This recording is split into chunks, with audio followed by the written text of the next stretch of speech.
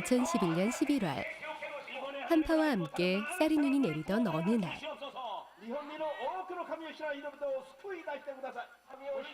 마이크를 통해 울려 퍼지고 있는 주님의 말씀, 그리고 이곳에 모인 많은 사람들, 그들이 한 사람을 주목하고 있습니다.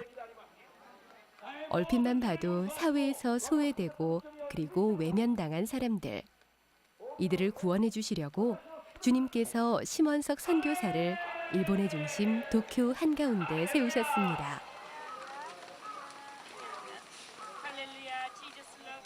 귀한 말씀과 함께 나누는 따뜻한 한 끼. 나누는 손길과 받는 손길에선 따뜻한 온정이 묻어납니다. 갈 곳 하나 없는 이들에게 귀한 말씀과 따뜻한 밥 한 끼는 생명의 빛입니다. 이 노숙자들은 일본 정부에서도 대책이 없는 한이고 다 버려진 거랑 마찬가지고, 또 가족이 없는 경우도 있지만 가족이 있으나 가족에게도 버림을 받고, 또 직장에서도 버림을 받고, 뭐 더 이상 갈 데가 없는 절벽에 낭떠러지 절벽에 서 있는 사람 같은 이런 사람들이에요. 뭐 자살을 왔다가 보험 듣고 이제 변화된 사람도 있고 하지만 잠깐 더 이상 물러날 곳이 없는 사람들이에요. 그러다 보니까 유일하게 살면서 따뜻한 밥은 교회에서 하는 전도 집회 아직 먹을 수 있는 거예요. 이거 먹고 돌아서면은 또 언제 먹을지 못 먹을지.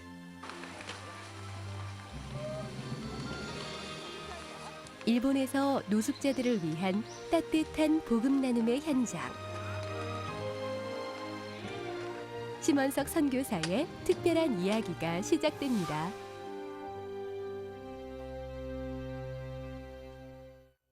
일본 도쿄. 평일에 4번씩 심원석 선교사는 특별한 집회를 위해 길을 나섭니다. 집회 준비를 위해 두 팔을 걷어붙이고 나선 봉사자들. 기다란 테이블 세팅부터 많은 양의 음식들까지. 결코 작은 규모의 집회는 아닌 것 같은데요. 조용하던 공원이 사람들의 분주한 손길로 북적이기 시작합니다. 음향 장비도 갖추고 한켠에는 옷가지들로 가득 쌓아놓기까지 뭔가 특별한 집회가 열릴 것 같습니다. 잠시 뒤 어디서 소식을 들었는지 곳곳에서 노숙자들이 와서 자리 잡기 시작합니다. 이미 이곳에서 열리는 집회에 익숙한 듯 미리 와서 기다리는 사람도 있는데요. 오늘이 바로 이곳 공원에서 노숙인 집회가 열리는 날입니다.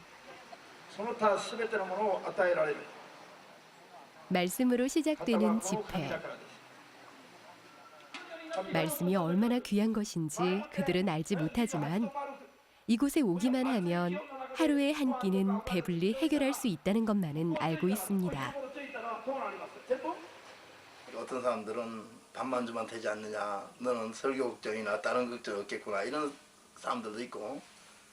근데 실제로 저는 해보니까 이 노숙자들을 상대하고 있으면 군대 귀신이 들어있는 사람들이 많아요. 그냥 이렇게 마주하고 있으면 벌써 제 몸으로 오는 거예요. 볼 때처럼 느껴지는 게.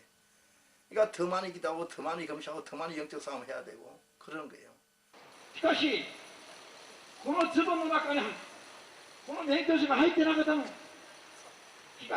오늘 전도 집회에 모인 노숙자만 어림잡아도 몇백 명. 처음 이곳에서 예배를 드릴 때는 이들에게 말씀의 시간은 오직 밥을 얻기 위한 하나의 단순한 절차였고, 심원석 선교사에게도 인내가 필요했었던 시간이었습니다. 이들이 처음에는 고개를 안 들었어요. 자고 안 쳐다보고 같이 할렐루야 아멘 안 하고 찬송 안 하고 고개 숙이고 그냥 아니면 행패 부리고 그랬던 사람들이 설교 한두 마디 했다고 이게 변화되는 게 아니고, 우리의 삶 자체를 마늘의 형태가 있으면은 양념이 안 되죠. 맛을 못 내는데 마늘을 눌러서 짜면은 즙이 나오면은 그때 양념이 되거든요. 그래서 선교사들은 우리의 삶을 짜서, 삶 자체를 짜서 선교 현장에 뿌리지 않으면은 입으로 나오는 설교가 좀 불가능하다. 그 무엇보다 간절함이 필요했던 이 시간. 그래서일까요? 이곳에서 전도 집회를 한 지 13년째. 이제는 제법 말씀에 은혜 받고 기도하는 사람들도 생겼습니다. ましてキリスト教とかあんまり信仰知らなかったんですけど、やっぱり肉の生活してますと、お酒飲んだり、ギャンブルとか賭け事で失敗して友達とトラブルになったり喧嘩したりして、大変ないい生活してなかったのに対して、何かのご縁で自衛隊退職して東京に出てきまして、東京でいろいろ仕事してましたけど、やっぱり自分の性格的にギャンブルとかそういった賭け事とか好きだったもんですから失敗して、でたまたまここのシム先生のところに、教会を知りまして。 드디어 기나긴 예배가 끝나고 기다리던 식사 시간. 심원석 선교사 사모님을 비롯해 여러 봉사자들이 정성껏 음식을 준비했는데요. 하지만 이 식사 또한 노숙자들에게 진심을 전하기에는 결코 쉬운 과정은 아니었다고 합니다. 우리나라 사람도 아니고 사실 일본 사람들 또 한국 사람 무시하고 또 처음에는 계란을 삶아줬는데 계란이 좀 기스가 좀 이렇게 상처가 가니까 안 먹더라고요. 우리 의심해서 너희들이 뭔데 와서 이렇게 우리에게 이런 걸 주냐 하는 식으로 접시를 던지고 가고 굉장히 많이 무시를 하더라고요. 그래서 음식도 되도록이면 정성을 들여서 흠집도 나지 않고 좋은 곳으로 해주려고 굉장히 많이 노력을 했지만 또 여러 가지 문제가 우리가 여기 일본인이 아니고 한국인이고 또 여러 가지 모든 준비하는 과정에 있어서 우리가 참 부족한 것이 너무 많았기 때문에 언제나 기도해서 하나님께 오늘의 메뉴는 무엇을 할까요? 또 어떤 걸 갖다가 저들을 먹일까요? 하는 기도를 끊이지 않고 했습니다. 노숙자들의 무시와 질타를 받았던 처음. 그럼에도 불구하고 최고의 것들로 잘 먹이고 싶은 마음은 그 누구보다 간절했던 심원석 선교사 부부였는데요. 하지만 이젠 기도로서 준비하는 식사는 그 어떤 만찬보다 풍족하고 이들이 하나님을 향해 마음을 여는데 부족함이 없습니다. 今ホームレスの人たちを見ると昔の自分を見ているようでとても痛まれない気持ちになります。どうか彼らも私と同様に主を信じることによって救われてみたいと救われてほしいと強く願うのです。私は今主を信じることで幸せです。 식사뿐만 아니라 옷을 나눠주기도 하고 이발까지 도와주는 특별한 나눔. 아무것도 가진 게 없는 이들에게 이런 나눔은 그야말로 특별한 선물인데요. 오후 짧은 시간 동안 함께하는 공원 집회. 이른 아침부터 준비한 봉사자들에겐 고된 하루지만 마음만큼은 그 어느 때보다 가볍고 행복하기만 할 뿐입니다. 가깝고도 먼 나라, 세계 강대국 중 하나인 일본. 일본의 기독교 현실은 어렵기만 합니다. 일본의 토착민족 신앙, 일종의 국민신앙으로 불리는 신도를 드리는 신사는 일본 곳곳에서 어렵지 않게 볼 수가 있습니다. 하지만 일본에서는 쉽게 찾아볼 수 없는 교회. 한국보다 무려 200년 앞서 전파된 기독교였지만 한때 기독교 금교령으로 오랜 핍박과 고난을 겪으면서 지금은 그 수가 55만 명 정도에 불과한 것이 이곳 일본 기독교의 안타까운 현주소입니다.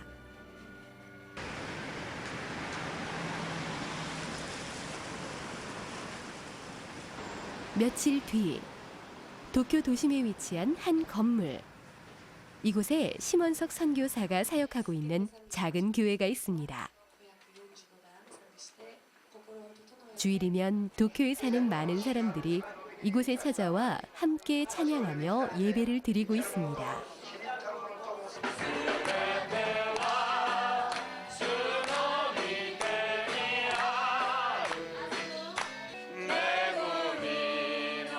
올해로 13년째 이곳에서 노숙자 사역과 선교 활동을 하고 있는 심원석 선교사. 그는 이곳으로 오게 된 아주 특별한 계기가 있었다고 하는데요. 제가 처음에 일본 온 거는 선교로서가 아니고 공부하러 유학으로 왔습니다. 유학으로 왔는데 와서 이제 전공을 공부하다 보니까 제가 하는 그 학문의 세계에 진리가 없다는 거 이런 거를 깨달으면서 이 알곡과 축정이를 나누는 이 키질하는 모습까지 보여주시고 그래서 아침에 제가 그 꿈을 깼을 때는 뭐 초신자인데도 알겠더라고요. 이게 뭘 뜻하는 건지.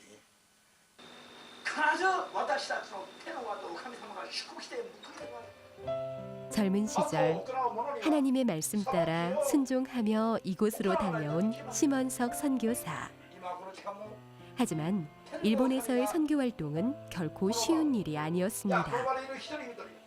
근데 처음에 한국인 일반 성도가 있었습니다. 조금 몇 명 있었는데 아무래도 그들에게서 헌금이 나오지 또 한국 사람 믿음이 뜨거우니까 한 사람이 일본 사람 10명, 20명 있는 것 같은 존재감이 있어요. 그래서 자꾸 마음이나 시선이 그런 쪽으로 가게 돼 있습니다.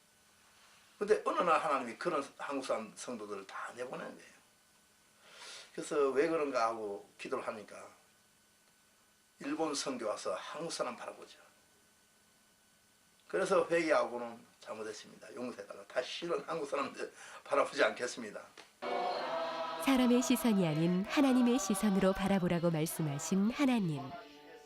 그래서 그는 노숙자들에게도 더욱 열린 마음으로 다가갈 수 있었습니다. 일본 사람 중에서도 노숙자보다는 일본 사람 일반 성도가 또 커 보이는 게 천행이라도 헌금을 하니까 그 사람들은. 그래서 아무래도 마음이 저희도 인간이니까 그 헌금하는 일반 성도가 좀 더 귀해 보이고 커 보여서 근데 그렇게 또 마음이 기울어지니까 일반 성도를 다 내보는 거야 하나님. 그래서 11조 하는 성도가 한 명도 없고 오직 저희 가족밖에 없어요. 그 다음에 나머지는 2,000명, 3,000명이 몰려오는 거는 전부 입 벌리고 몰고 달라는 노숙자밖에 없는데. 심원석 선교사에게 무엇보다 가장 큰 힘과 동역자가 되어주었던 가족. 이곳에서 찬양 전도사로 함께 섬기고 있는 심원석 선교사의 딸 신나영 전도사. 어느 누구도 듣지 못했지만 세상을 창조하신 하나님은 그 소리를 듣고 계셨습니다. 그녀는 헌신적인 섬김을 통해 이곳에서 놀라운 역사를 경험할 수 있었다고 고백합니다.